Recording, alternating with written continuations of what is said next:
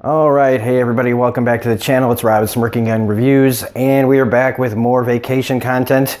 And we are at The Expanse, Season 3, Episode 2. It's called IFF, and this is an incredible episode. Really well thought out as far as strategy goes, like how do they get themselves out of these situations. Plus, they introduce a new character that I am very happy about. She's from one of my favorite shows. Hence the t-shirt, and now we got two people from that show on here. So let's just jump into it. Full spoilers if you haven't seen the episode. I got tired of trying to find wallpapers for this. I don't know if anybody can see this, but this is a picture of Julie Mao's Razorback that Bobby and Christian are in. And so let's talk about, there's like three things going on in this. So we're going to talk first about Strickland and Mao and Little May. So I've said before that this whole scenario reminds me a lot of what went on the X-Files, and I thought it was similar, but goddamn, it's exactly the same. Because both shows have secret government people or secret people that, you know, in this case, Mao is just a guy with a shit ton of money that is making alien human hybrids. Same as X-Files. It's exactly the same, and the reasoning is the same. To have something that, you know, can be used as a weapon to protect one side or the other. Mao is just, I swear, like, okay, so at least the cigarette smoking man was trying to save the human race. I don't think Mao really gives a fuck about who gets saved, as long as he's just going to be there to filter, you know, sift through the ashes of whoever's left. And I honestly could care less about what if he's got some greater meaning at this point, because him and Aaron Wright to me are both like cigarette smoking man at this, you know, like they but Aaron Wright's on a different level than Mao is, and Mao and Strickland are both just a couple of real big fuckholes. Strickland being able to talk very nice to a child who he plans on not really giving a shit about her, just what he can get from her. It's a testament to the actor that can pull that off, to being really nice, to just not giving a fuck and being back to technical and what he can get from these children with a genetic disorder that only happens on Ganymede. You know, and for a second, Mao seems to be just like, you just scrap the whole thing.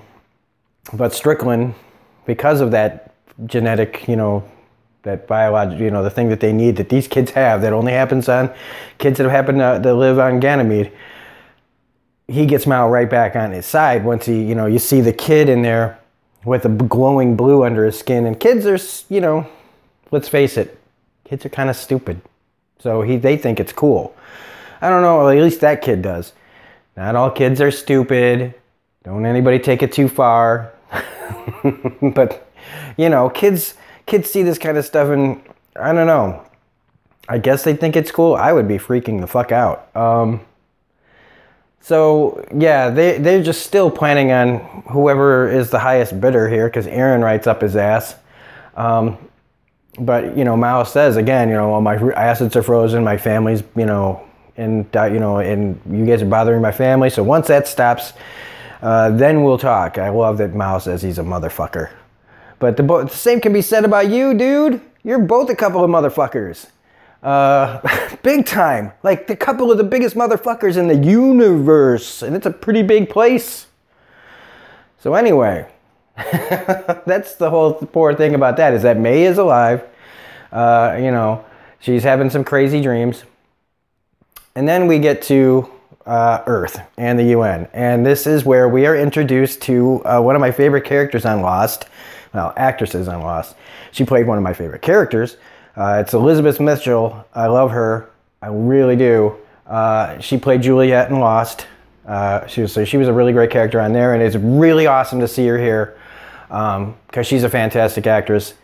And first I was worried when I saw her name in the credits. I was like, oh God, please don't make her a bad guy. Because I know, like, people, you know, actors just pick, you know, she's going to be whoever they cast him as. She's been a bad person before in other things, and I can't do it. I get really disappointed when I see her being a bad guy. But in this, of course, you know, she comes right to the defense of protesters and stands up for them and makes the guard go help him out. So that was I breathed a sigh of relief there, unless she was like just putting, you know, a show on. But once we get into the meeting with the Secretary General, or whatever his name is, Gillis, and then Aaron Wright. Now, right away, okay, so this also makes me breathe a sigh of relief.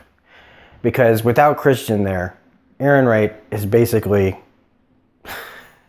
the only person that this guy is listening to and poisoning with his thoughts. So now that Aaron Wright thought he had nobody in his way, we get Anna, played by Elizabeth Mitchell, who is going to be his big obstacle, it looks like, since we don't have Christian there. So that is something. But Aaron Wright, I mean, right from the jump, right? He is like laser beam eyes, like, I don't want this lady anywhere near him, you know? And especially when he keeps getting messages about how the situation with Christian has not been resolved. And since he's all the way on little old Earth and can't do nothing about it, he's going to have to sweat and worry about what happens if she comes back. So her death is tantamount. Like, it has to happen for him. If she comes back, there's no way that, that this is going to stand for very long. Unless somehow Aaron Wright pulls some more, diabolical shit out of his ass. But like I said, now that Anna's here to try to talk some sense, be the voice of reason in the Secretary General. That's what he is, right? The Secretary General or whatever. That, keep him from going too far. She's there because she challenges him.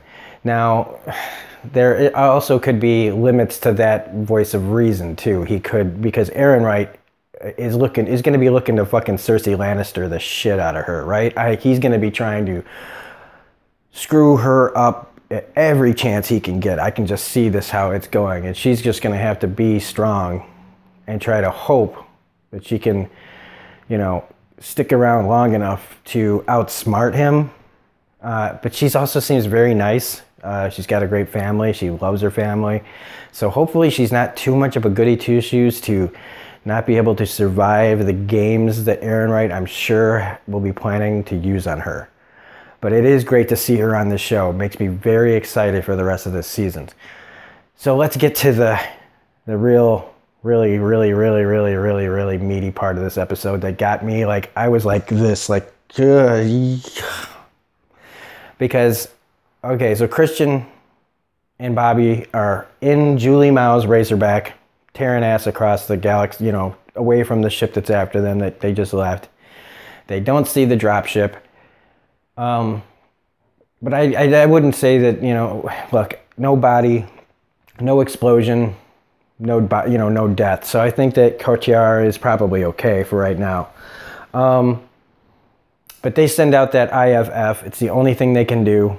And of course, like I said, I cheated. I had to cheat and look at a couple of the episode descriptions. And by the episode description of episode 2, I put 2 and 2 together and knew that the IFF was going to be pinged to the Rocinante. I know we're supposed to call it something else, but I'm still going to call it the Rossi. But then you get the whole thing where they're going to Io. And I love that I knew what Io was. When they showed it like earlier, I was like, Io! Okay, yeah, that's one of those moons of Jupiter. And the only reason I know that, again, and I've mentioned this before too, so don't everybody, get mad at me, but I learned a lot of like the planets and moons of our solar system from the game Mass Effect. So I was like, oh yeah, I know that. I mean, and of course I've never been there. Nobody has, but I was glad to know something. So yeah, they get the ping. And Holden's like, no, we're going to Io. We can't just keep doing this, blah, blah, blah. And while you understand his thoughts about it, come on, we all know, if we were sitting there watching this going, oh my God, Holden's not going to do it. They're going to be stuck out there in space and probably get blown up, guys. we knew it wasn't going to go down like that. You know, even when they put it to Prax, of course, and especially when they put it to Prax, like, you knew that there was going to be that moment where, yes, they could have this major moral dilemma on who do we save. But, you know, Prax is the kind of guy that's like, you guys are saving me, so we got to try to save everybody else too. And even though Amos is like, we can't save everybody guy, I find it a little difficult that he's like that. But then when it comes to the kid, he's, you know, because of his own personal trauma of his childhood that probably causes him to feel this way. He also gives Prax shit about it. So it's like, I don't know, Amos, pick a side, man. We got to help somebody. I'm not giving Amos shit because I love Amos, okay? So nobody jump down my throat because Amos is still cool as hell in my book. I just sometimes get a little annoyed with everybody on this show. Sometimes they flip-flop. Like, Alex is the voice of reason here. We got to help people. You know, I will still be there. Maybe the kid won't be, but we've got to do this. And not just because I want to see them, you know, team up with Christian and Bobby. It just makes sense that they are out there to help people. They're the ones that can do things that other people can't. And so we don't know that we're supposed to not know that they're going to Millennium Falcon at the end of Star Wars show up, but that's exactly what happens. And what's great is this whole scenario is great because they have the whole thing where they talk about the plants, you know, using as like air filters and stuff. And I love Holden's little reaction to that. Like, Holden has a lot of great facial expressions in this show, and it's a testament to Stephen Strait and probably the way they direct him and write it. But I really, really enjoy his reactions. Like, it's like when he was going to get coffee, which I think it would have been a funnier joke if he reached for the coffee and then remembered that he destroyed the coffee machine. But it is pretty funny that he notices everything's kind of taken apart. So then we of course get to the ship is firing on them. They're going through 0 Gs. Bobby's trying to keep Christian alive, who I love the devolving of her. Like, the more she's out in a place that she can't control, the more she swears, and the more she gets, she's just out of her element and just, more like, fuck you, and fuck you this, and hey, you're gonna, like, it's just great. And Bobby being the one who's like, I could do this all day, just like Kat. And so, whoa, I'm getting a little excited.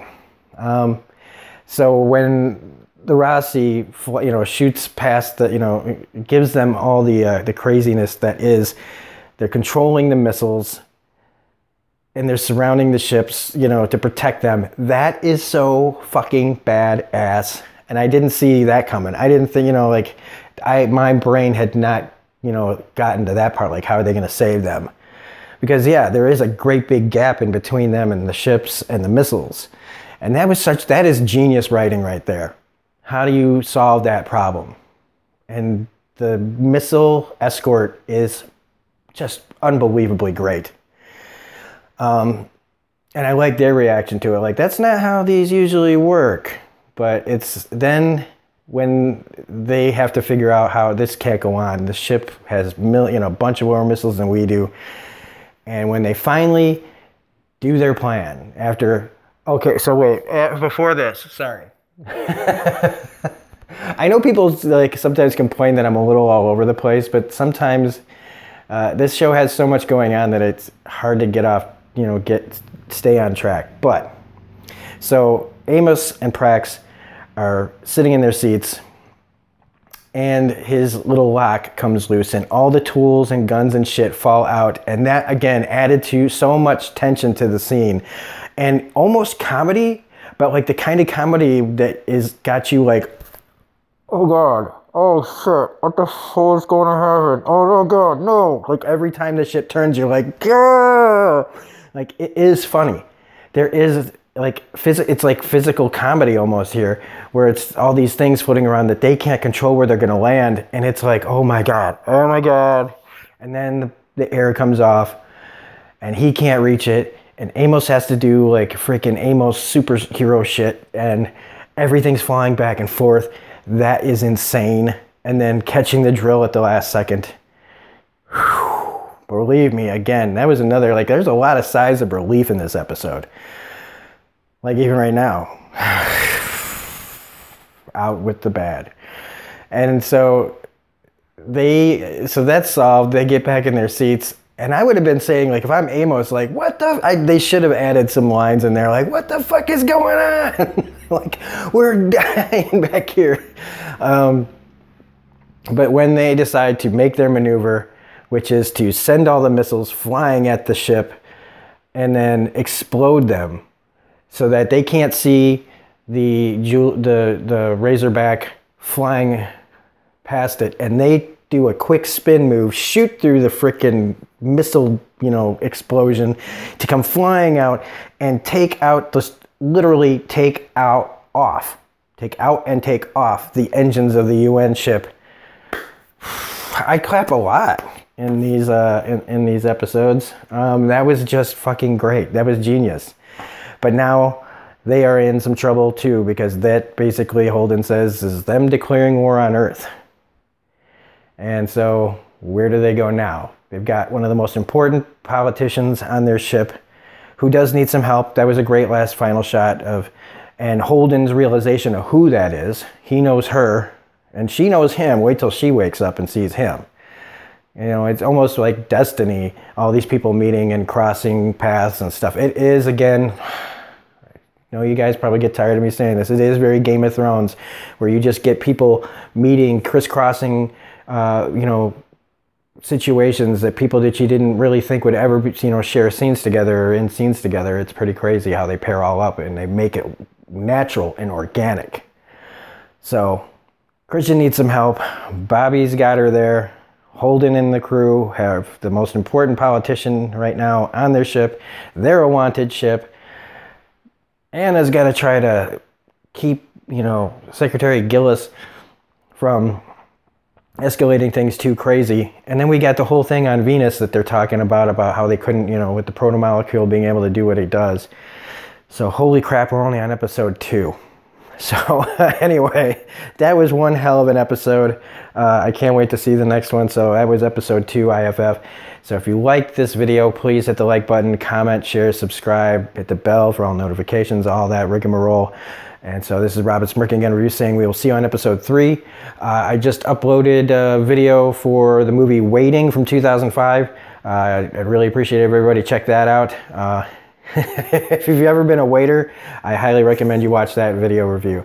So anyway, this is Rob again saying see you later, and we'll have a great day.